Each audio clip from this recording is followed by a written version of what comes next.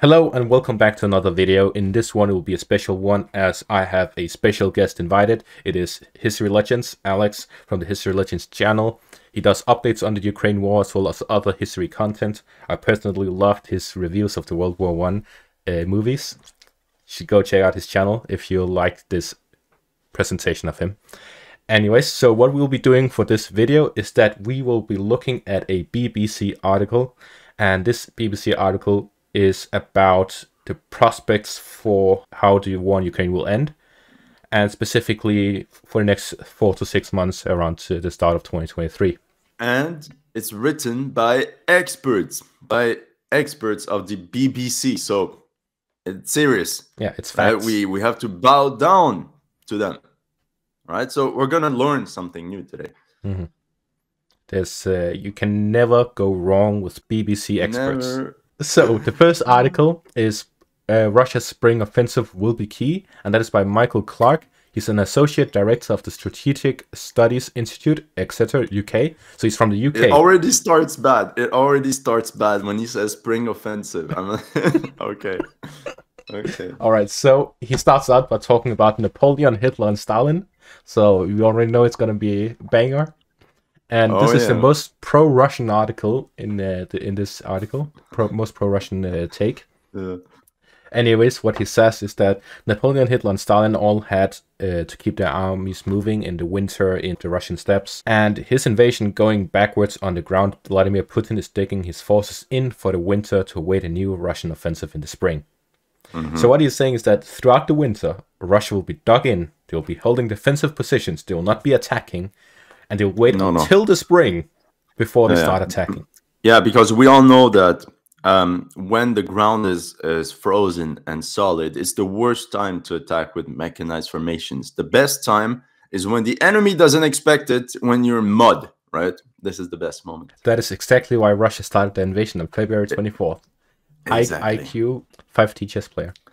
Anyways, so what he's saying is that both sides need a pause. They need to step down, have a little break. They didn't have it for Christmas because the Orthodox Christmas is actually on January 7th.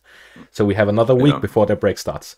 Anyways, so both are going to have a break. They're gonna sleep a little, have a little break, some tea as well. And after that, we will see that the Ukrainians may actually launch a offensive across the Dnieper River from their Kherson position. And they will invade through the Dnieper River. They will cut off the rail connection between Crimea and the south. And they will completely rule out any Russian offensives in the south, as they will just go in and take control over the situation. Actually, to be honest, to be fair, he says it might be too demanding. But it is a real possibility. So keep your eyes out for that. And finally, for 2023, the key determinant factor is that Putin has admitted that about 50,000 of the newly mobilized troops are already at the front, and the other 250,000 of those just mobilized are training for next year. First of all, just mobilized. He does realize that we are at the end of December, and they were mobilized over 2 months ago, actually almost 3 months ago. And also, 150,000 are in the Special Military Operation Area, as they call it. Yeah. And 75,000 are at the front. And 150,000 have finished training, but are in reserve. So that means all 300,000 are ready. Yeah. And how come they can't say that adding 300,000 men to the front will have an impact? I'm like, come on, mathematically, how can you ignore that? And that's 300,000 without taking into account the troops from Wagner, whose personnel we don't count in these mobilized troops. So they have an entire other recruitment system. And then there's also the conscripted guys that were like the young guys that were conscripted around April of 2022 that will finish their training in April 2023 and that by law are allowed to be deployed on Russian soil. And the Russians have said that they annexed Donbass, Zaporizhia, Kherson, and all this. That means that technically they can be deployed there, perhaps not at the front, but at the rear or something. So there's a lot of factors that people don't want to look at. On top of that, we also see the fact that throughout this war, we've seen that the Russians actually were at a disadvantage as they had fewer troops. They started with about 150 to 200,000. And as you actually mentioned in your latest video about the NATO mercenary force, you mentioned that in late August, that 50,000 to 60,000 actually went back home because the contracts ended. They didn't renew their contract. Yeah, that's the thing. Now, of course, these are rumors, but it would explain a lot of what happened. Because how come the Kharkov front, out of a sudden, there's nobody anymore? Some people will say, yeah, the casualties were so big, but there's just nobody anymore. So I think a lot of people, especially from this front, they left. And who knows, maybe these guys were re-enlisted in the mobilized personnel. I don't know. And it's possible that these guys that left actually got re-forced into the army. So we don't know really what's going on. That's exactly a great point, especially the fact that they may be re-enlisted, because what was before a contracted army isn't necessarily that anymore, as now they have the ability to mobilize, and Russians cannot say no to mobilization. There will be treason. So the contracted forces that have fought in the war may have gone back because the contract ended, but then be re-enlisted or recalled into service from the mobilization. And it may even be outside of these 300,000 troops, because the 300,000 had to be trained. So we could be looking at a larger army than the 300,000 mobilized, on top of the ones that were already there, and the Chechens, and the Wagner, and the DPR and LPR. And the thing what I don't like in this part is that he doesn't say where the Russians would attack in spring. Like, he doesn't say, oh, they would attack from a new front. Doesn't mention Belarus at all. Okay, where could the Russians attack? No. In Russia's spring offensive, he actually talks about a Ukrainian offensive. I'm like, I don't understand. Oh, and he even says a short and unstable ceasefire is the only prospect for Russia. So after their huge offensive, they will ask for a ceasefire. Yep. Maybe. Okay. After the spring offensive, yeah. All right, let's get out of this pro-Russian propaganda and get into the real stuff. Yeah, and so that toxic. Is by Andrei Pionkovsky, scientist and analyst based in Washington, D.C. Scientist of what exactly? We'll find out.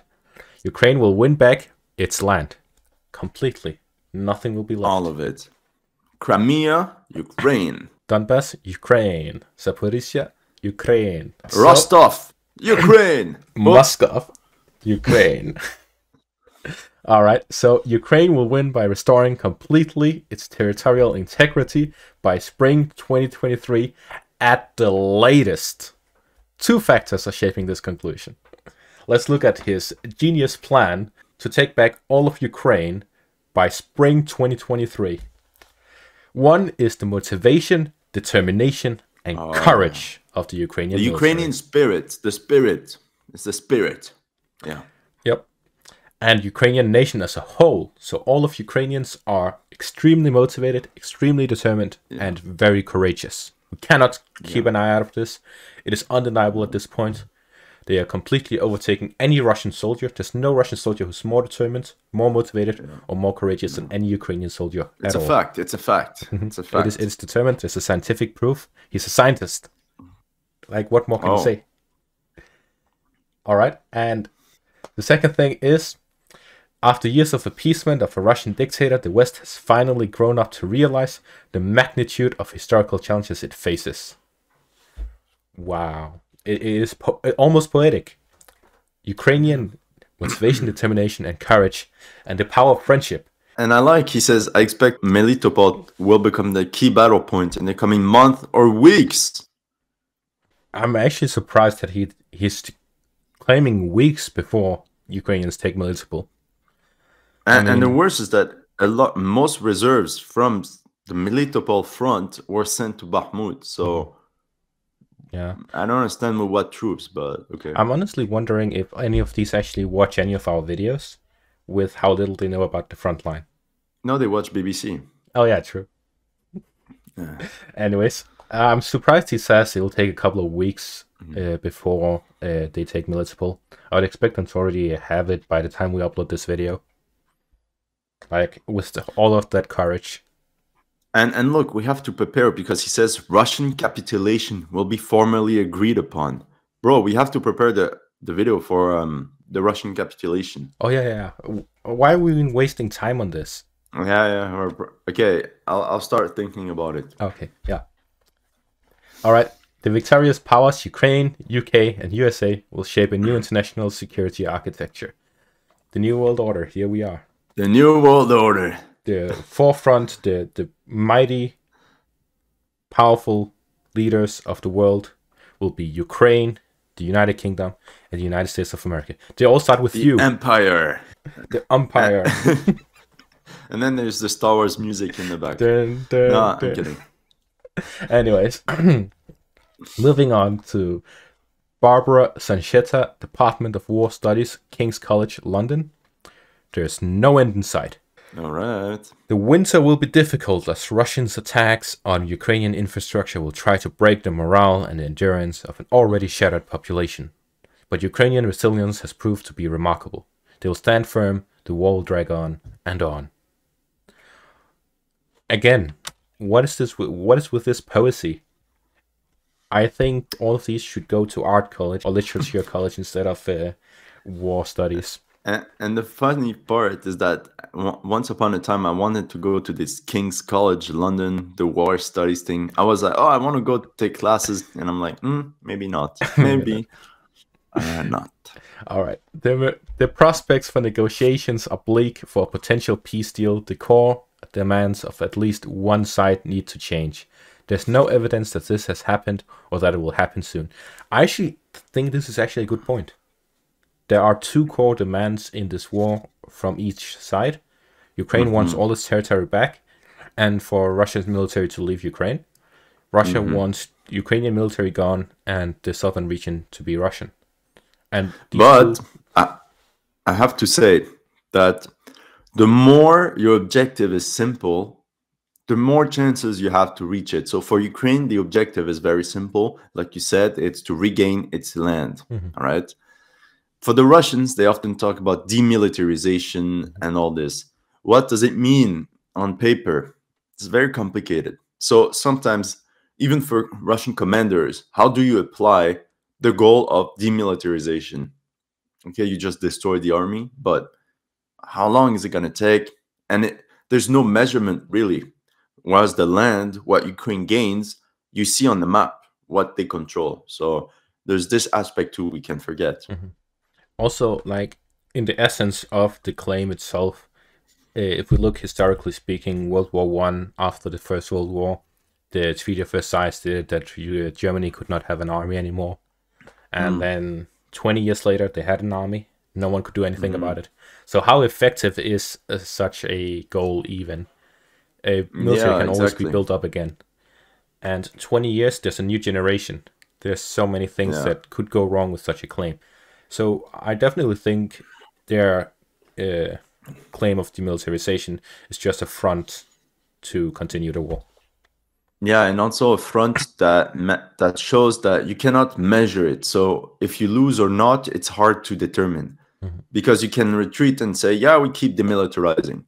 Okay. So it's like a win, like a smoke screen. Yeah, smoke screen, that's a great analogy. Anyways, this may only happen, however, if the West... The cost of the war, both material and human, might break the level of commitment of the Russian political elite. The key but never Ukraine. But not Ukraine. The key will only be inside Russia. Russia is the one that determines the war. The war will not end before Russia surrenders.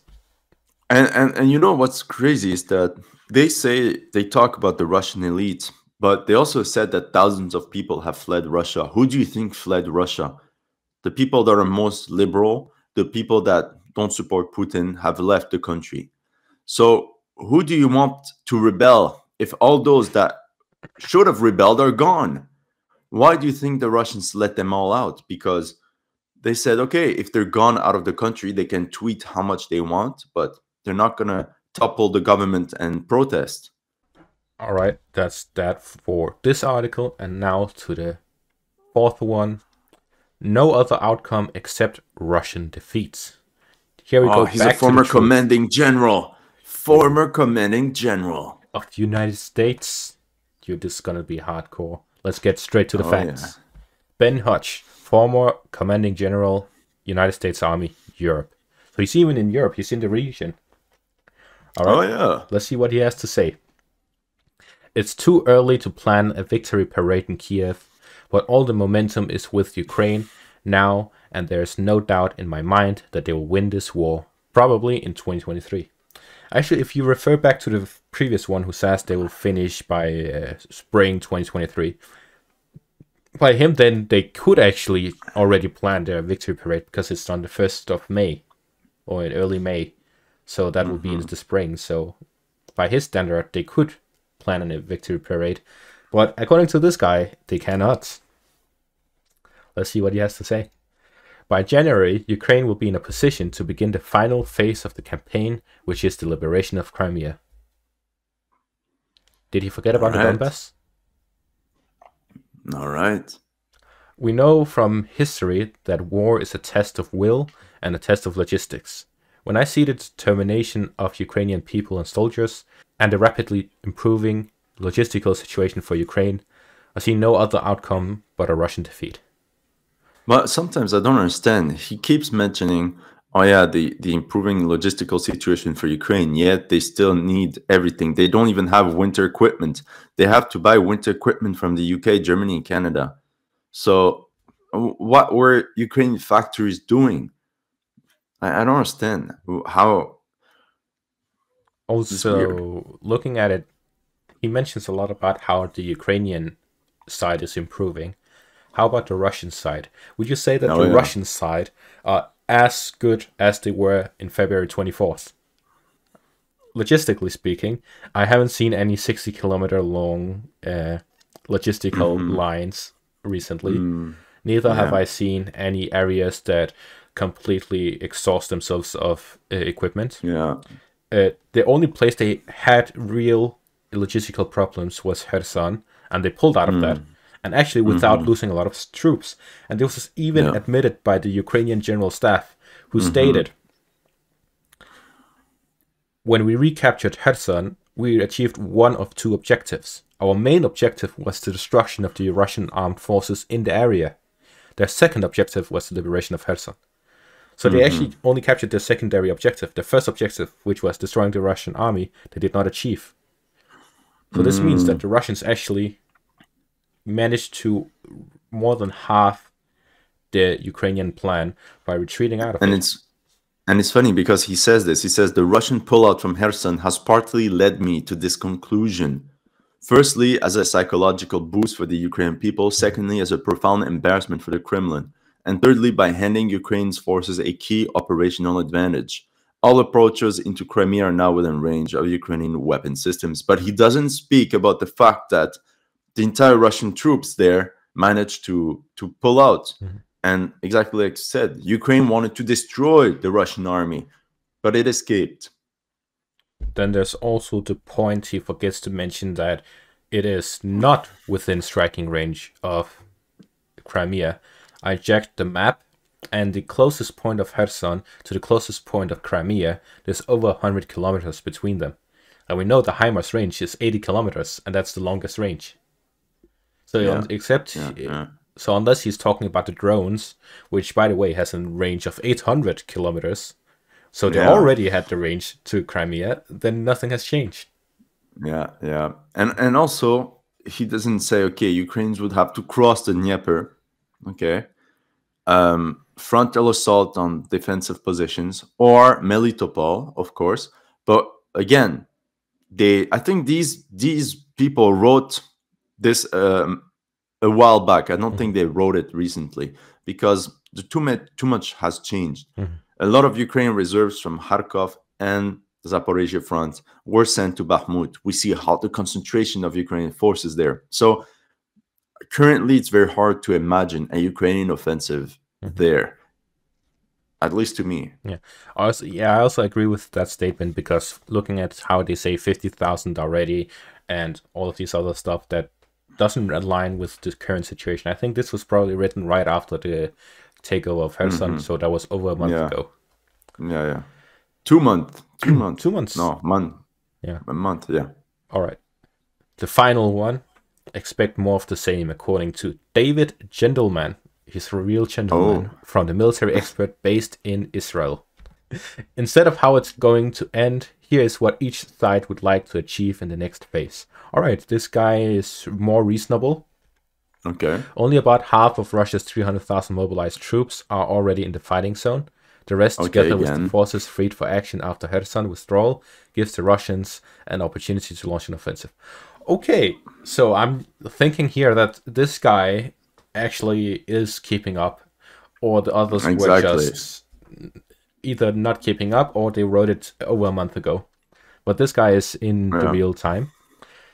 The occupation of Luhansk and Donetsk regions will continue, but a major Russian breakthrough, like a drive from the south to Pavlograd to encircle the Ukrainian forces in the Donbass, is less likely. Okay, so he's even coming with the same strategies that I've been mentioning a lot of times. Take Pavlograd, you cut off all supplies in the Donbass region.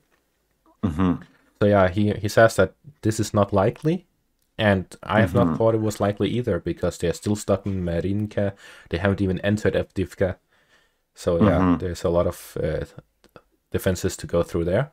More probable is a continuation of current tactics, a slow grinding of Ukrainian forces on a narrow direction, and a slow advance like in Bakhmut and Avdiivka areas, with possible same tactics in Svatove-Kreminna area.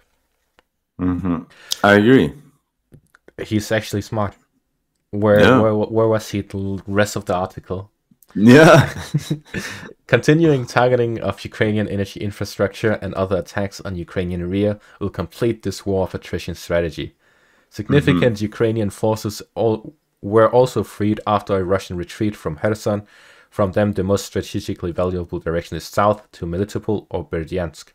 So here comes back to the fact that maybe it isn't that recent that he wrote this after all, because as you mentioned, a lot of the troops, or Ukrainian troops from Zaporizhia, were actually sent to Bakhmut. And in my latest update from yesterday, where I updated on the Bakhmut front, there was actually a post that said there's about 60,000 Ukrainian troops in Bakhmut. And looking at military... But the city's not important, bro. The city's not important. Yeah. No, man. They went from 20,000 to 60,000. Yeah, it's probably a typo. It's probably 6,000. Yeah, 6,000. So yeah, the 60,000 to Bakhmut had to have come from Zaporizhia or from Kherson. And with that, we see that everything is focused in the Donbass region right now. And that is exactly what the Russians want. Because with their heavy artillery-oriented fighting, they have the ability to have this area of effect splash damage, if we talk in game terms. This area of effect weapons that can hit multiple people. So the more people are concentrated, the more soldiers that are concentrated in Bakhmut, the more effective Russian weaponry is. And we can say the same about the Ukrainian, but when Russia has a 9-to-1 firepower advantage, then it really isn't that significant. Yeah. And especially the fact that they put so many men there makes it an important battle, because they say it's not important, but we know that if they lose Bakhmut, it's going to be very problematic for the Ukrainian public opinion to understand why everything was going so well. They've been promised no other city would fall. They captured huge territories, and now the Russians are once again advancing. So they have to hold it. And people compare it to a pocket Stalingrad. They say it's the battle that could turn the tide of the war, or something like that. How can it turn the tide if it's already in Ukraine's favor? Yeah. The conundrum of Ukrainian armed forces. Anyways, his final point is the big question is how many Ukrainian forces are free and available for an offensive at this point, and what timetable General Zaluzhny has on his desk, stating how many new reserve brigades and corps are being built will be ready in 1, 2, or 3 months from now, including manpower, armored vehicles, and heavy weapons. All right, so starting with the end, weaponry, ammunition. How much is being Yeah. sent and how much is Yeah. Ukraine using? We know for a fact that Ukraine uses what the United States produces in a month in 2 days. What they sent in a month, they use up in 20 days. So they already at a deficit at how much is being sent, Yeah. and they're also at a deficit as how much is being created. On top of that, we see that with how many, regardless of how many they have free in the south right now, they're sending more and more to Bakhmut. And at the same time, there's the fear of an invasion from Belarus again. So they have to Yeah. send some to the north as well. So they're splitting up their army to all fronts. And as Sun Tzu says in The Art of War, if you defend everything, you defend nothing. So they're focusing their forces in Bakhmut, in the north. How can they focus on an offensive if they're too occupied defending everything? And at the same time, we're seeing an influx of Russian soldiers. So currently, it seems that the balance of power is like here, there, who knows. And the thing is, okay, here's an important factor. Let's talk about the industrial aspect. Ukraine has a problem repairing all the equipment they already have, and all the NATO equipment has to be repaired in Europe. So they have to send it back and forth. They can't repair it on spot in Ukraine, because if they do, Russians would bomb these locations. So it's a huge logistical nightmare, and none of these people speak about it. Meanwhile, Russia produces everything they use, apart from the Iranian drones. I agree, but they might even open a factory for that. What I mean is that the Russians only need resources, which they probably most likely have to an extent, and they build their own stuff. They can build new tanks, they can repair everything. So that's an aspect that people don't talk about. And the West, if Ukraine wants new tanks, they have to ask the West. But barely any Western country has Soviet equipment left. So now the big question is, should they send German Leopard 2 to Ukraine? So this is the big thing. And we can talk about it. Do you think it would have an effect on the battlefield? Honestly, if NATO decides, all right, tomorrow we'll send everything the Ukrainians are asking for, which was this very long list of 1,000 tanks, 400 multi-launch rocket systems, all of that, then yeah, probably, definitely, 100%, that would make a difference, because suddenly Ukraine would be in a position where they are in control. They have everything they need to match the Russians. And if they, on top of that, have this NATO training that there has been ongoing for 8 years, some soldiers more intensified after the war began. So they have professional soldiers, they have modern equipment. But even then, Russia can just escalate again. They have a lot of equipment, a lot of weapons that they are not using it still. And even in worst case scenario where Ukraine suddenly has all of NATO's equipment, because what they're asking for is basically all of NATO's equipment. We know for a fact that, for example, I'm from Denmark, and the Danish army said out of the 50 tanks or so they have, only 15 of them are operational. So if we can't even have our own tanks operational, how do we have enough to send to Ukraine? We'll be left defenseless. That's true. So if NATO sends all of the weapons to Ukraine, yes, Ukraine would be a very heavy fighter and could compete with Russia. But Europe wouldn't be able to defend themselves. So what even and is this is when Turkey is looking, the Ottoman Empire is looking, they're like, they're already hello, looking at Greece. Now they'll just expand. Bulgaria, Romania. It'll be the old Ottoman Empire all over again. But I actually just realized that he also has a final sentence. After the mud freezes, we'll get the answer to this question. And this answer will get us a little closer to how it's going to end. He's smart.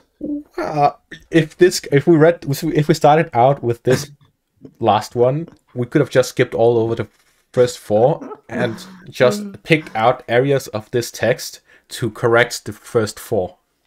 And it honestly surprises me how the author of this article in BBC doesn't even realize that this guy is correcting all of them. Yeah, but I think the others, like you said, we don't even know who they are, what they did in the past. At least with our videos, there's a a sequence of events. You can see what we said in the past, and I agree, not everything we said is true, but that's not the point. We report what's happening, and we don't have an eye of Sauron where we know everything is happening. We only have that much information available, but we can trace what's happening. But these people, we have no clue who they are. And it makes it very complicated to be like, oh, he's an expert in this. Okay, what did you write before? It doesn't make me very confident. And exactly what point makes them an expert on this war specifically? From my own perspective, this war is... I cannot put it into perspective with another war in history. No, all of the wars that I know about, there are some that are similar to this one, but none of them match. This is completely unknown territory. It's modern equipment, the modern tactics, and all of these different things. In the end, who knows how it'll go? Definitely not the experts, definitely not us, but we can report on it and give us our best bet. Exactly. Yes. I'm curious, audience, did you like this format of video? If yes, let us know in the comment section. We can do more. Or if you didn't like it, well, that will be the end. And leave a like if you enjoyed the video, and make sure to check out this guy. Subscribe to him and check him out. And his link will be in the description, in everything, and it'll be in your face. And so make sure to check it out. And thank you all for watching, and have a great day.